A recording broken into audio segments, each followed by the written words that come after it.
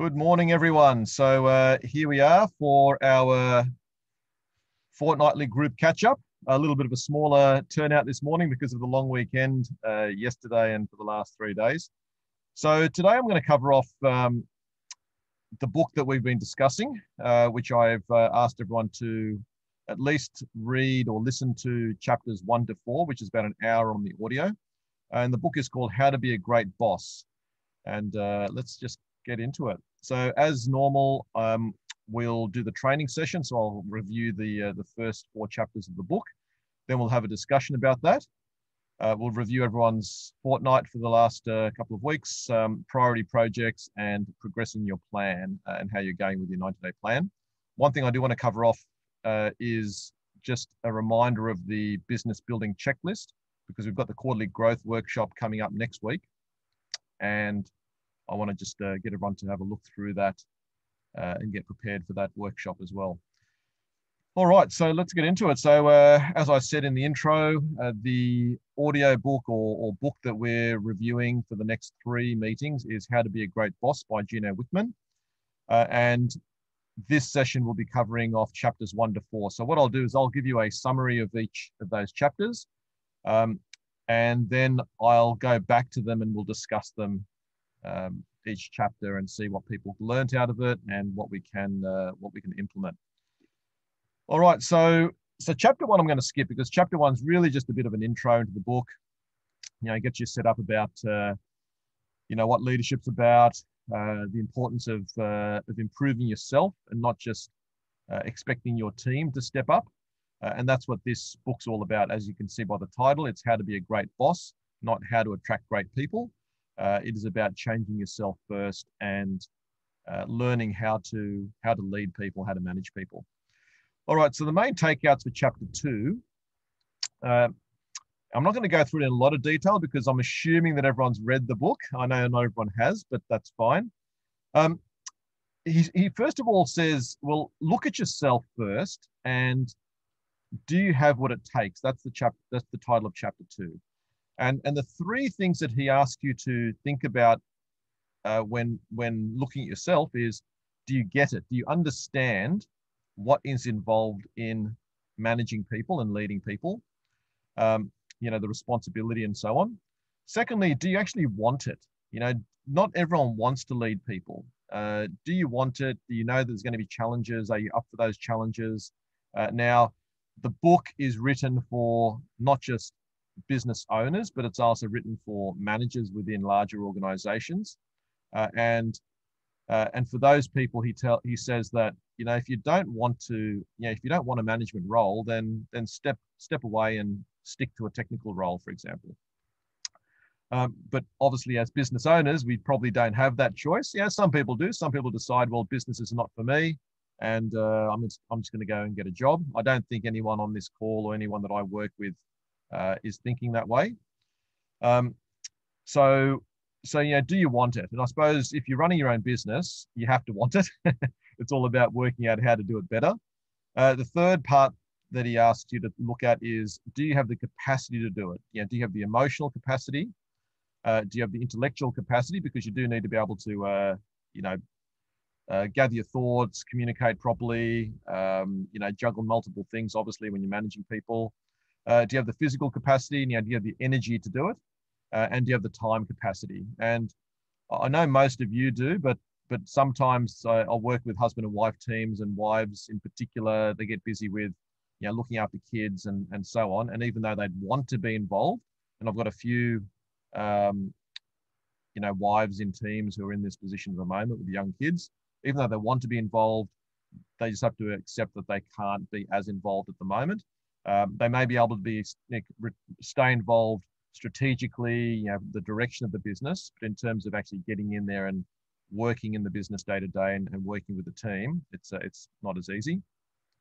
So they're the 3 areas that he asks you to think about when rating yourself. Do you get it? Do you want it? And do you have the capacity to do it? And what would it makes a good point. What would your team say about you? And I think a lot of this comes from whether you're handling the emotional challenges well when working with your team.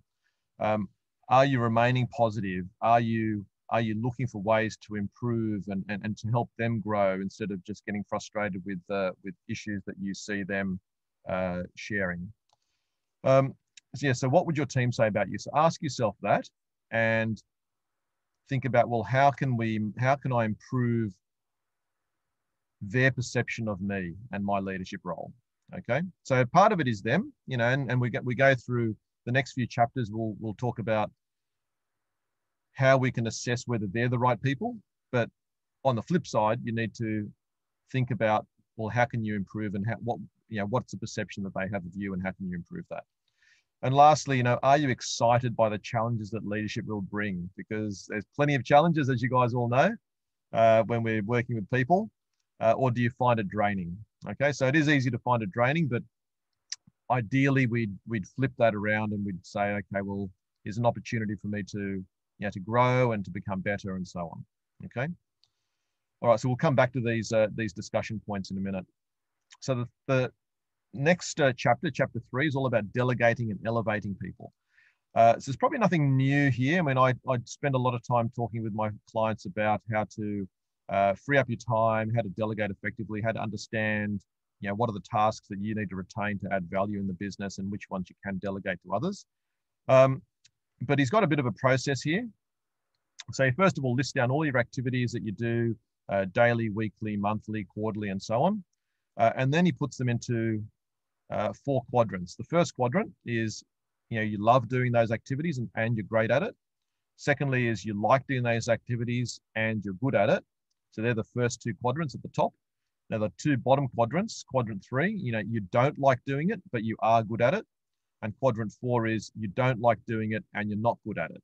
Okay, so he says, take all of those activities, plot them onto those quadrants. And then secondly, highlight the items that are boss related, or management related. And hopefully those items are in the top 2 quadrants because you do enjoy doing them. But realistically, there are going to be boss related items, management items that are in the bottom 2 quadrants because you feel you're not good at it. You've had bad experiences in the past, and that means that you don't enjoy doing them as well. But it's all about persevering, understanding how you can free up your time, how you can learn to become better, and move those management related items to the top 2 quadrants. And then he says, well, those bottom 2 quadrants, those activities in there, it's all about delegating those to other people, freeing up your time to work on management. Okay, so that's chapter 3. And then chapter 4 is where it really starts getting interesting, and it sets it up for the rest of the book. And that is surrounding yourself with great people. He says 1 great person is equivalent to 3 normal employees. That might be a bit of a stretch, but definitely I know, I'm always a believer in, paying a little bit more, paying 20% more and you get 50% more output, even 100% more output. So good people really do pay for themselves and, help make your life easier as well. So if we're talking about surrounding yourself with great people, he says great people are the ones that are the right people in the right seats. And then he breaks down what these mean. The right people are the ones that believe in your vision and believe in and align with your values. So this step here is really uncovering what your core values are. He says that every business has core values. They may not have them articulated or documented or written down, but they're there just simmering under the surface. So it's really about uncovering what those are. And he shares a very simple process to do that. Think about 3 people in your business that you'd love to replicate, that you'd love others to emulate, and what are the attributes of those people. Now, if the smaller business, it might only be 1 or 2 people that you can think of, but have a think about what those behaviors are and let that guide you towards what your values need to be, what your core values are. And he says ideally you'd only have between 3 and 7, and he says less is best, but no more than 7. So let's say around about that 3 to 5 values. Now, then he rates everyone in your team against those values using his tool called the People Analyzer, which I've got on the next slide. So I'll take you through that in a minute. So that's getting the understanding if they're the right people. And then secondly, are they in the right seats? So it's going back to these three criteria. That do they get it? Do they get the role? Do they understand the responsibilities and what's expected of the role? Do they really want it? And do they have the capacity to do it? And once again, that was emotional capacity, intellectual capacity, the energy, and the time capacity. All right. And then this is his people analyzer tool. So up the top here, you write down your values, or you write down your values. Down here, you write down all of your team members. And then you rate each person, whether they reflect those values most of the time, so that's a plus. Whether they hardly ever reflect those values, that's a minus.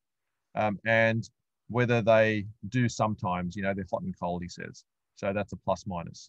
And then he says, you get this, you decide, well, what is the bar? And the bar means, let's say you've got 5 values, you might decide that the minimum standard or the bar is no minuses and at least 3 pluses and 2 plus minuses. Okay, so that's up to you to decide what your minimum standards are.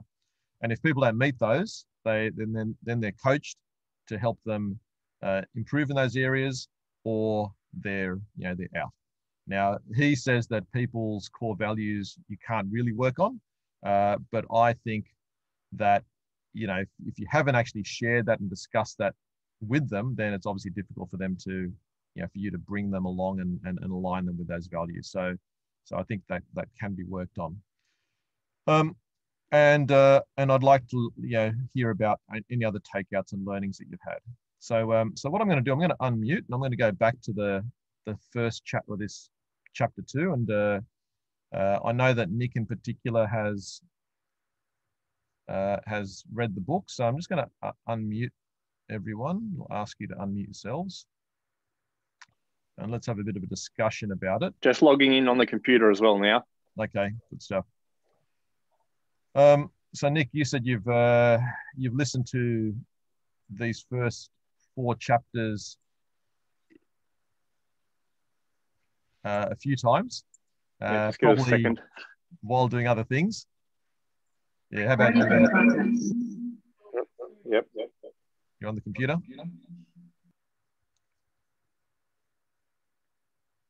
Is I still on mute? There you go. Got me? Yeah. Hey, Lauren, how are you? Sorry, yeah, I've listened to the first 4 chapters. Until you put the little points on the screen, then I completely didn't get what the GWC was. You keep referring to GWC. It's like get it, want it, capacity, right? Got it. until you read it, yeah. This is one that I've listened to a while back, and I've done a summary of it, in the past, and I've also run some videos on it.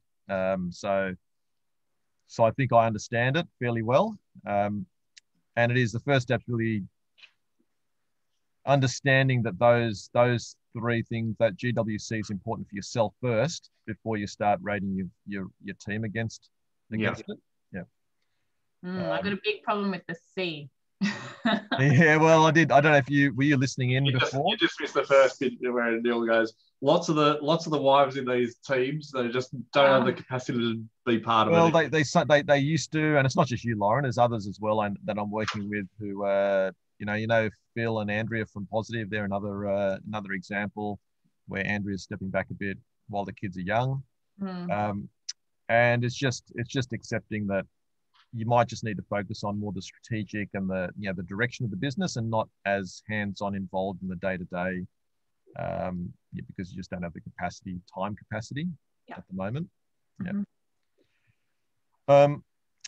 So that was really just that chapter was more about getting you to understand that that managers and leaders, and that you need to develop yourself really, and assess yourself and work on yourself. Lee, feel free to chime in as well. I know you may not have read the book, but you get the gist of it. Oh yeah, obviously, like you said, these are all points that you've sort of spoken many times about, in various bits. So it's what you've sort of read there is stuff you've definitely explained and gone through with me before on different levels. So I understand what it's all talking about, I guess. Yeah, and it's once you listen to the book, it's you do learn a lot more, because then he has examples of, businesses that, have implemented this sort of thinking, or challenges they've had. So it is definitely worthwhile reading the book or listening to the book. Anything else there to discuss, Nick, before we move on to chapter 3? No, I can't really think of anything. Yep. So chapter 3, delegate and elevate. There's probably not a lot there, unless there's but it is good to hear other people's methods of identifying which are the tasks that you need to delegate or work on. Any learnings there? Or I know it's something we've already covered a lot in terms of time management and delegation. Yeah, I'd love to write down everything that I do again, just to get an idea of everything that I do. Yep. But a lot of the things that I love doing would be quite easy to delegate to others too. It's just, that's what I like doing. I like the number side of it. Yeah. But it's something that I don't really need to do. Like, there's other things I could do and do better. But it's always, you come back to the things that you love doing, and yeah. Well, he says not to delegate those, really. I know, but it's like, but they should be things that I get off my plate to free up my time to do the other things that a boss could do. Yeah, and this is where the way he rates it or categorizes those may not totally work, because you're looking at the numbers, you love doing it and great at it. That's quadrant 1. Yeah. But someone else could down the track. You don't really have anyone at the moment who's going to prepare those numbers for you. Yeah. Someone down the track could prepare those numbers, and then you could look at those reports. Yeah. Okay. So that's a way to delegate it. You could break it up into preparing and updating the report, and then secondly, looking at the report. Yeah. And then someone else could do the preparation at least. But I think we've spent, I spent quite a bit of time with all my clients talking about how to delegate, how to identify which tasks that they should be doing, which ones add the most value. Some of you may know about the skills value matrix, which is a different tool that does a similar thing to what Gino Wickman talks about. My problem with the delegation thing is, which is probably the same as a lot of other people, is it's all well and good to pass tasks down the line to whoever else, but them guys are fairly, they've got their own stuff to do at the moment, so and very busy, that it's easy for me just to go, well, now you guys take this task, but somewhere there has to be an end point where all this stuff shuffles down to, because all their work needs to then get done. So how do we fit in getting their work done with delegated stuff? So really, until you bring more people on, it's sometimes this can be not as much harder to organise. Yeah, and it's a balancing act. You're right, because you guys all know that I always say ideally, and it's not an ideal world, but ideally we'd only do what only we can do, and we'd delegate those things that other people can do. And which means, as you said, it's this shuffling tasks down through the organisation. Just shows that there is need for extra manpower, really. Which means that it's a balancing act between having more junior people to delegate to, and having enough work coming through for you to keep focusing on, Lee, the higher end work. So it is getting that balance, but it is true. It's more of a mindset around, and as you rightly said, everyone else is busy, but it's identifying what you expect of those people as well. Those senior people, do they remain just being techs, or is there an expectation that them or someone else down the line becomes more of a manager, more of a, at least someone who is organizing projects and taking a load off you. And I suppose that's where the next chapter comes in, which is all about, now I haven't summarized it here, but he talks about, well, what are the key responsibilities of each, like mapping out your organization and then working out what are the key responsibilities of each person, the top 5. He talks about that in the book, doesn't he, Nick? This is where I'm a bit foggy on what I've actually heard and not heard here. So Yeah, I listened to it again. He basically said that you know you need to become clear yourself. You know, what are the top 5, let's say, key responsibilities for each person, and then that's when you can't really rate GWC, like get it, want it, capacity to do it, until you identify what those responsibilities of each of the roles are. Okay. And Lee, it might be that, you know, and Michael from MyGen's in the same boat, Lee, that he's got good people who've been there with him for 10, 15, 20 years. He doesn't really want to rock the boat. And Michael's a little bit older, and he's probably at a stage where, you know, he's going to let the business keep running. He's not at the same early stages where he wants to restructure the team and you know, and grow things aggressively. But ideally, you know, you would identify, okay, these are the roles that we need, and these roles require the person to be able to manage people, to plan projects, to provide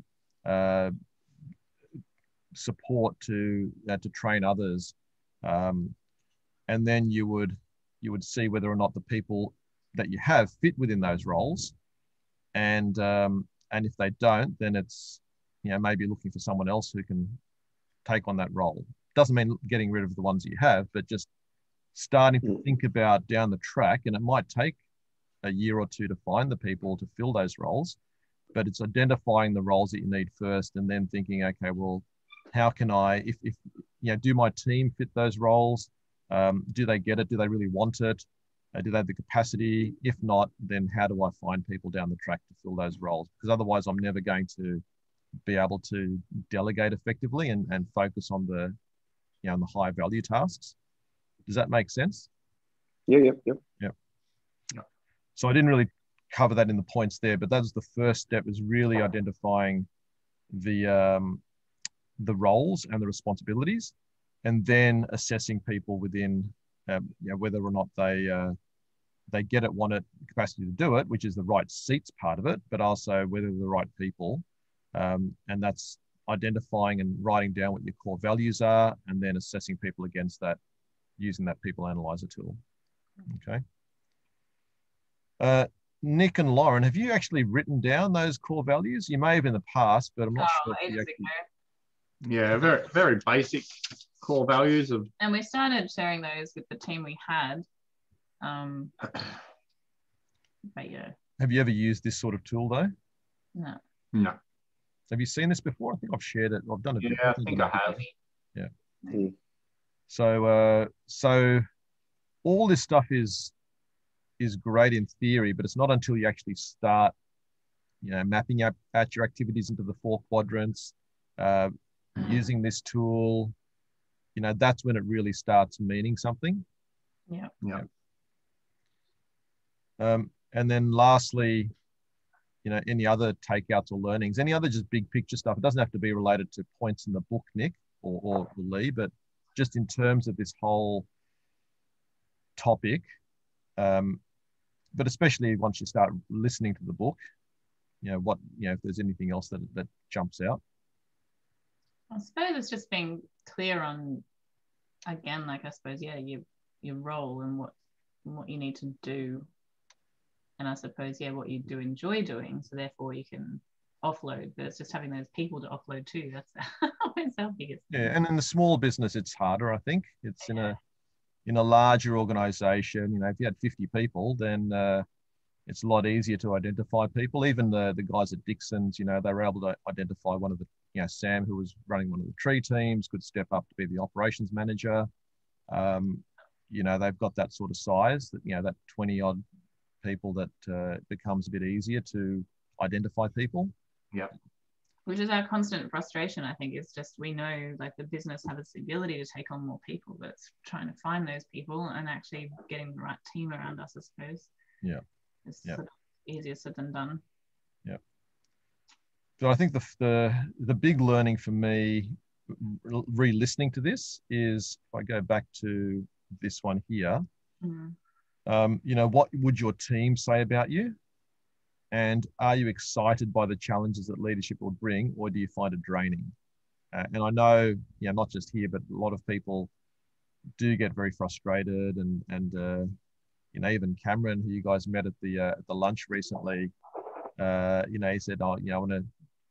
It's not about getting the right people on the bus. I'm just thinking about getting rid of the bus and switching over to a unicycle and not having a team at all."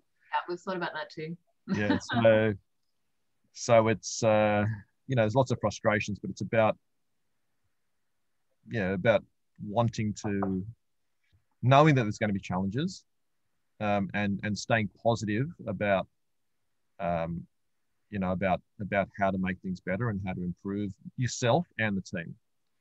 Because if you become frustrated, and if you show those frustrations to the team, and you show that negativity, then they're not going to be, it just doesn't create a welcoming workplace. You want you want everyone to come to work. You want everyone to want to come, to be able to tell other good people about working here, and so on. Yeah. But I do know it's a two-way street. I know that some of you have spelled out clearly what the expectations are, and then they still haven't followed through. But it's just about reviewing how can we do it better, how can we do things differently. It also reminds me of that other saying, which you guys may have heard. Good communication is the response you get, or true communication is the response you get. And if they're not responding, it could be them, but it could be maybe you just need to change up the way you communicate. Yeah.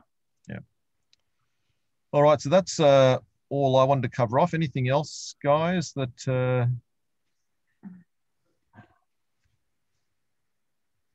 you wanted to discuss? The capacity things kind of struck with me, because I just constantly have this battle with myself over what I should be doing and what I should be helping out with. And a lot of the time the capacity is the biggest thing for me. Yeah. So, yeah. And it's just accepting it, I know, because in the past you had more time and you were doing more, and then 3 kids come along, it becomes difficult. Yeah, and that's the thing. I think each time, like, I've had a kid and then I step back in when it's, settled down again, and then you have another one, and sort of take 2 steps backwards for another close to 2 years, and then and then once they become older, they start doing more activities. So it's not just about that's it, looking after the kids, but then becoming the taxi driver to events, whether it's birthdays, whether it's sport, but whatever it might be, even sitting down helping them with their homework, and all that's important stuff. Yeah. And it's just unfortunate that generally a lot of that does fall onto the wife or the mother. Yeah.